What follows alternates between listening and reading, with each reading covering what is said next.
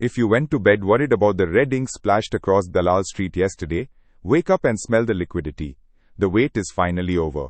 The US Federal Reserve has pulled the trigger on interest rates, and the global signal has flipped from a nervous amber to a flashing bright green.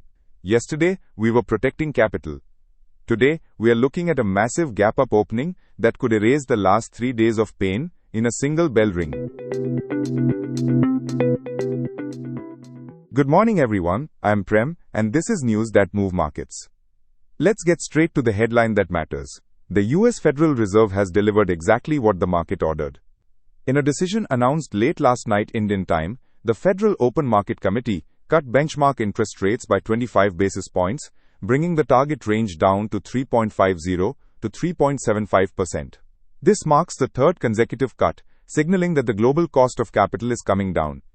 The reaction on Wall Street was immediate and decisive. We saw a return to risk-on positioning.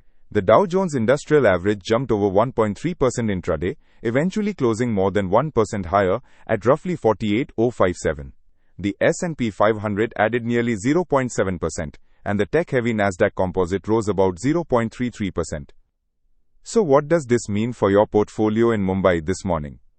If you look at the GIFT Nifty, the derivative contract that acts as a crystal ball for the opening bell, it is trading at 25,966.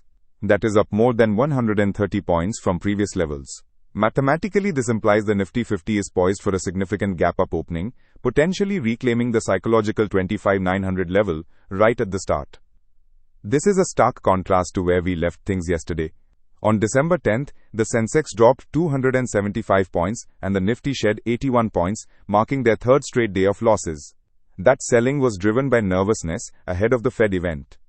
Now that the event risk is resolved, that fear trade is unwinding rapidly. We need to talk about the flow dynamics, because they tell a fascinating story of who is holding the bag. Yesterday, foreign institutional investors, or FIIs, were net sellers to the tune of 3,700 crore rupees. They were de-risking before the Fed announcement. However, domestic institutional investors, the DIIs, stood like a firewall, buying a massive 6,000 crore rupees. The foreign investors, who sold yesterday, are now caught on the wrong side of the trade. With global liquidity easing, we expect to see aggressive short covering from FIIs today, which should add fuel to the morning rally. Sector-wise, keep a close watch on information technology. The IT index dropped nearly 1% yesterday on recession fears. With the Fed easing and US markets stabilizing, IT should be the prime beneficiary of this rebound. You should also look at metals. Even in a falling market yesterday, the metal sector was the top gainer, up 0.45%. This was driven by a surge in commodity prices.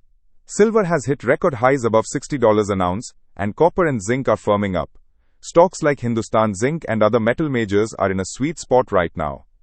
However, it is not all smooth sailing. There are specific pockets of turbulence. If you hold aviation stocks, be careful. Interglobe Aviation, which runs Indigo, fell 3.3% yesterday. The government has mandated they cut 10% of their scheduled flights due to operational issues and pilot shortages. This is a regulatory headache that overrides the positive macro sentiment. Also, keep an eye on crude oil. Brent crude has quietly crept up to $62.55 per barrel. While the equity market parties on cheap money, rising oil prices are a silent tax on the Indian economy, and that could cap the upside for oil-consuming sectors like paints and logistics. On the primary market front, we saw a massive debut for Meesho yesterday, which surged 53% above its offer price. This proves that despite general market caution, there is still a huge appetite for high-growth, new-age internet stories. To wrap up the strategy for this morning, the trend has shifted, the liquidity tap is open, we are expecting a gap-up opening driven by banking and IT. But do not chase the market blindly in the first 15 minutes. Let the initial short covering frenzy settle.